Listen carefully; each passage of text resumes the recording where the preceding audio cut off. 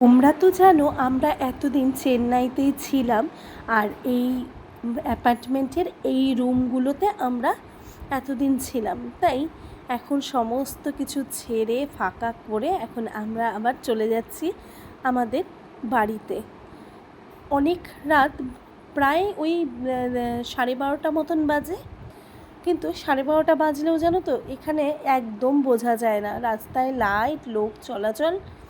যাই হোক, আমরা ওয়েট করে রয়েছি আমাদের গাড়ি আসবে বলে।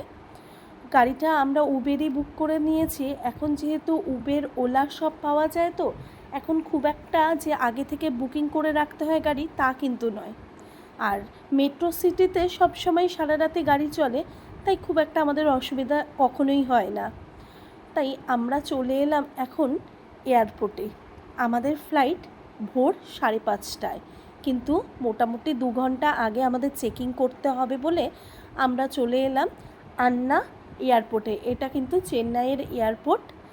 এয়ারপোর্টে চেকিং করার পরেই আমরা তো, তোমরা জানোই, আমরা এয়ারপোর্টে এলেই আমরা লাউঞ্জটা অ্যাক্সেস করি।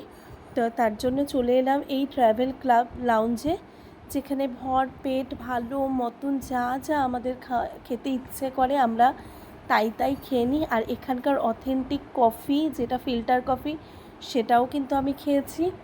আর এখানে তো মানে খুব সুন্দর করে সাজানো একটা 5 স্টার হোটেলের মতন অ্যাকোমোডেশন।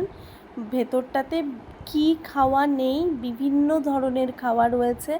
আমরা এই 2টো নাগাদ ঢুকেছি, তো সেখানে সাম্বার, ইডলি, এটা হচ্ছে মিনি ব্রেকফাস্ট চলছিল ওই সময়টাতে।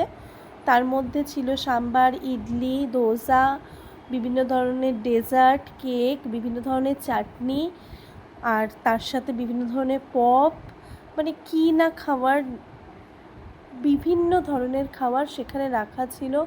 আমরা কিছুটা খেলাম, আবার কিছুক্ষণ রেস্ট করলাম।